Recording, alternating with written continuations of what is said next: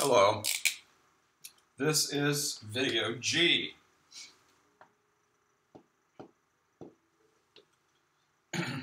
And in this video, I'm going to get on my soapbox. Word on the street, if you talk to any other students that have had any of my classes at all, you've probably heard them talk about how picky I am about some things like, oh, I don't know, symbolic constants.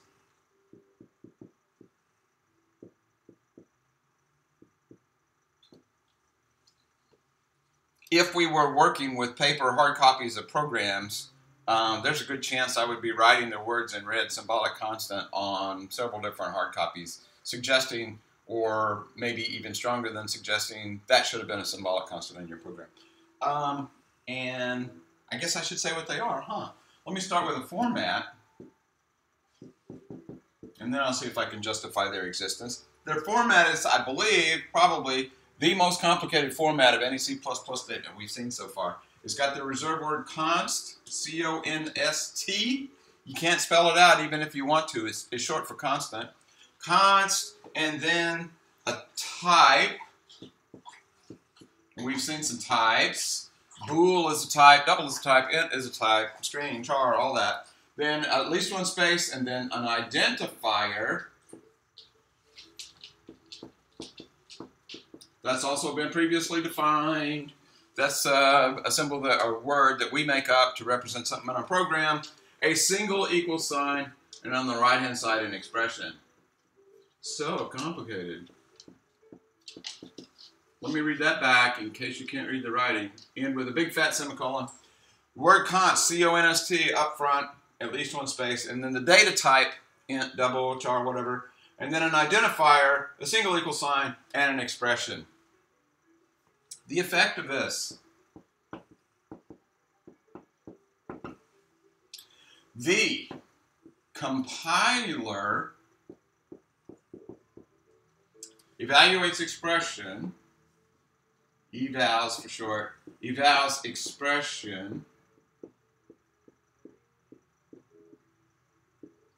and sets that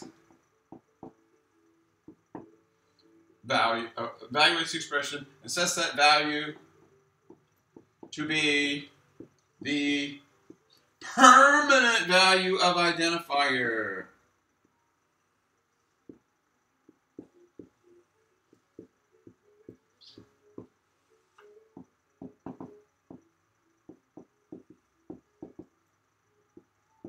All kinds of things got emphasized when I was saying that, and I'll go back and maybe even underline some of them.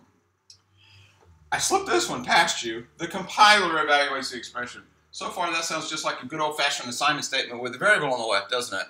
Except it's not. With an assignment statement, it's actually the CPU, the computer, while your program is running, adds 2 plus 2, makes that the value of cat or dog or whatever variable.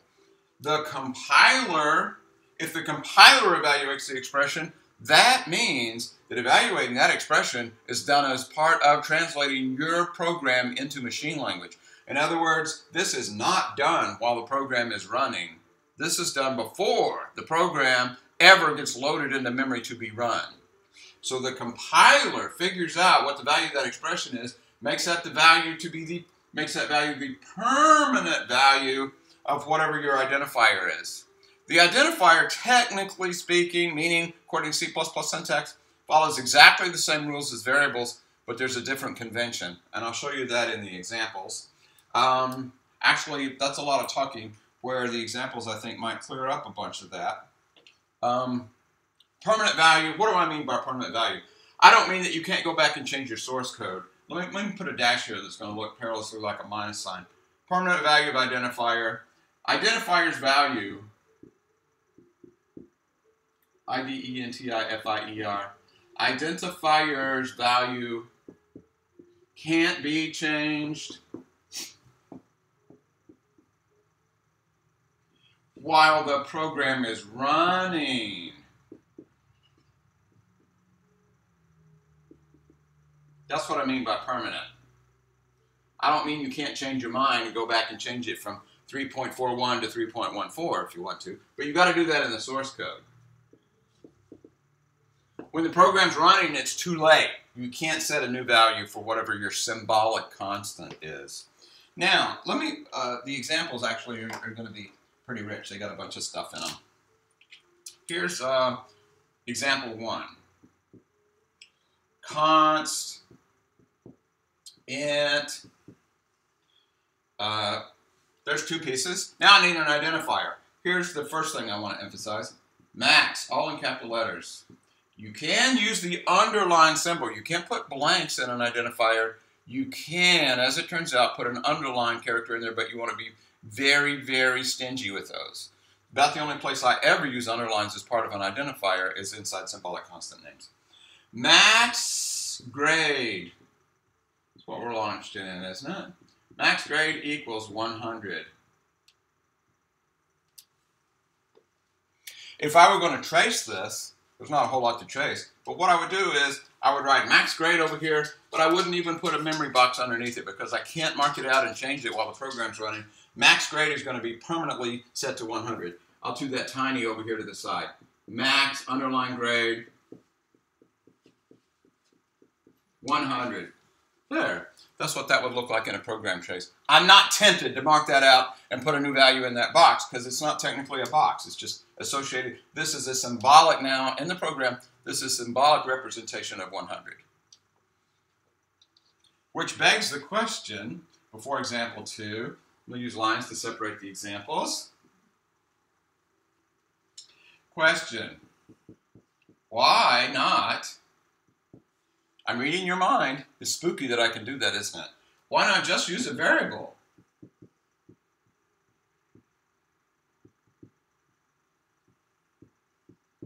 For crying out loud. Why go to all the trouble with the fancy format and all that stuff and cons? Why not just make max grade a variable and set it to 100 in your program? That's an interesting question. Or, even better than that, or a literal. A literal is just the actual value itself. Why not in the program where I'm tempted to use my symbolic constant max grade, why don't I just put the number 100? Excellent questions that you were thinking of. Since that's a 2-part question, I'm going to make a 2-part answer. Answer 1 to go with this. Why not just a variable? Well, answer 1 is sometimes program logic, which is the design of your algorithm, your intent for what the program should do. Sometimes program logic forbids, F-O-R-B-I-D-S, that makes it, I don't know, that makes it sound tempting to change, but I'm going to stick with it anyway. Program logic forbids changing a value. I used 3.14 earlier, 3.14159. I could use that as a value of symbolic constant pi. No matter how you try, in your program, you're not going to be able to do anything that actually changes the value of pi. Pi is permanently going to be 3.14159 and loose change. So program logic, if we're using pi to calculate area of a pizza or whatever it may be, then it makes no sense to change the value of pi anywhere in the program.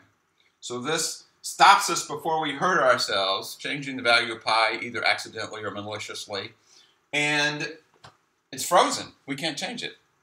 That's not even the more interesting answer. Maybe 2 is a more interesting answer. 2, answer 2. I'm going to do this by example. Example on top of example. Here's my example. S equals 12. The star means multiply. 12 times 12 times 12. There. That's an assignment statement. Whatever variable S is, it looks like it's probably an integer. It's going to be 12 times 12 times 12. Does the math and puts that in there. That's pretty simple and straightforward. Don't we want simplicity and straightforwardity? Versus, in other words, compare that to max students, camel cased, capital S for students. Max students equals, what do I want to set that to? Classes all in uppercase letters, times sections, S-E-C-T-S, times max underline enroll.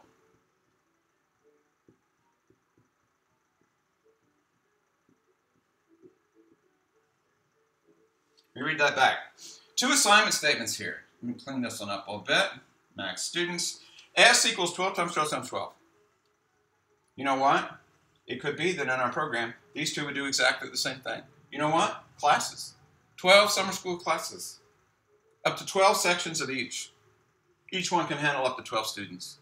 So this could be three separate symbolic constants, each of those set equal to 12, which perhaps even more fiercely begs the question, what the hey? Why are we doing that instead of just saying S? We know S equals max students. S equals 12 times 12 times 12, where we know 12 means classes, how many different classes there are, and how many sections are possible of each one, and how many students in each one. That might be true, but for emphasis, I'm going to do a color switch. I've already used 1 and 2 for the answers over here, so this is lowercase a, lowercase b. Lowercase b is more ... I've run out of A's and B's and numbers, so I'm going to start with bullet points, dashes. I'm going to go out on a limb and suggest B is more self-explanatory. You want your code as much as possible to be self-explanatory if you can make it that way. I mean, we're talking style now. That's actually why I'm such a big deal on symbolic constants. That's the first big thing that makes a difference in the style of your code. Even though you might be able to get away with that and still get the right answer, S equals 12 times 12 times 12, this is much more clear with respect to what exactly that's doing in your program and even why. So, more self-explanatory. We in the biz would call that self-documenting. It tells you itself what it's doing. This is calculating the maximum number of students we might have in summer school based on how many classes there are, how many sections there could be, and how many students we allow per section. You see, it even tells me what to say. I don't have to remember all that. I can just read it from that statement. So that's one good reason to use symbolic constants. Mental note, I need to come back and talk about why I'm yelling the constants. It's more self-explanatory. What else is it more? It's more easy to maintain.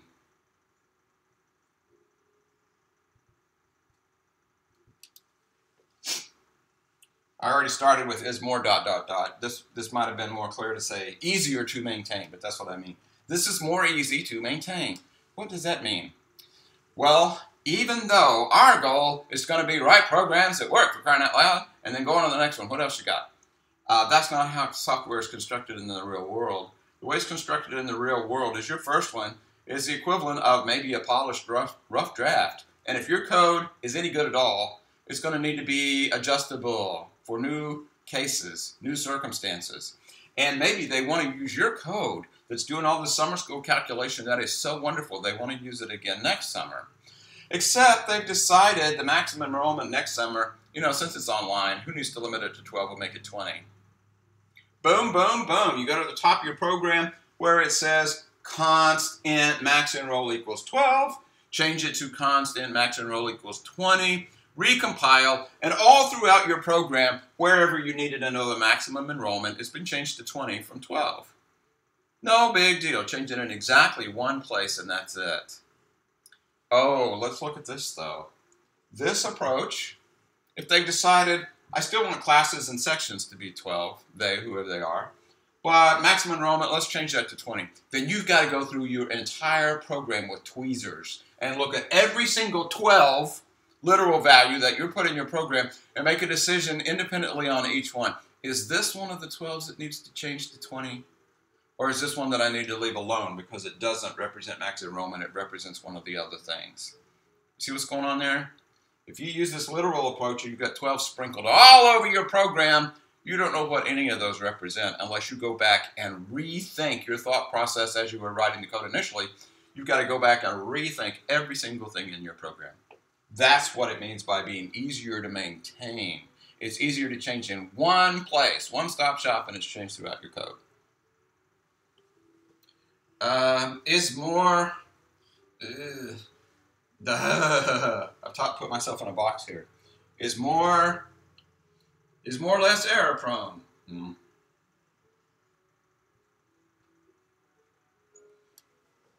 More likely to make less errors. That reads terribly. I'm sorry about that. It's less error prone if you use symbolic constants rather than literals. You know what? I'm going to use a different example for that. I've been picking on pi. I'm going to pick on pi again. For example, let's say that I decide I don't want to use a symbolic constant for pi. I know what pi is. I'll just type it in when I get to it. And the first time you type in pi, 3.14159.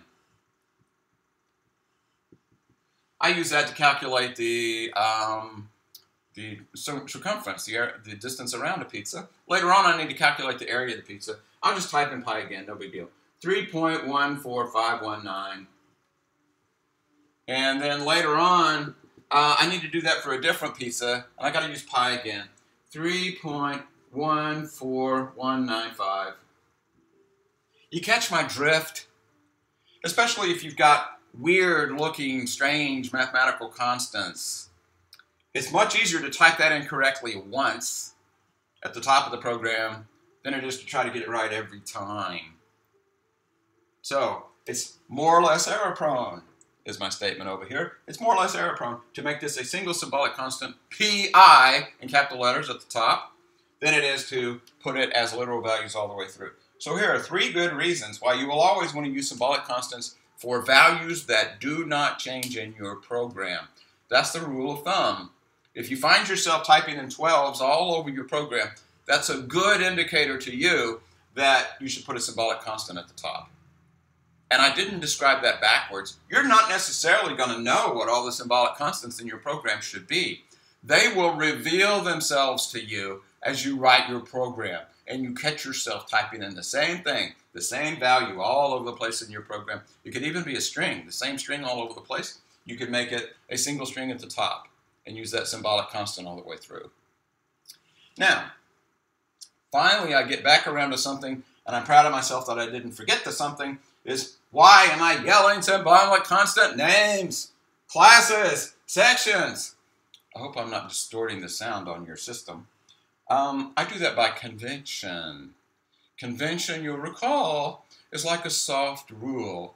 All us professional, polished, stylish programmers agree to abide by conventions, so it's easier for us to read each other's code.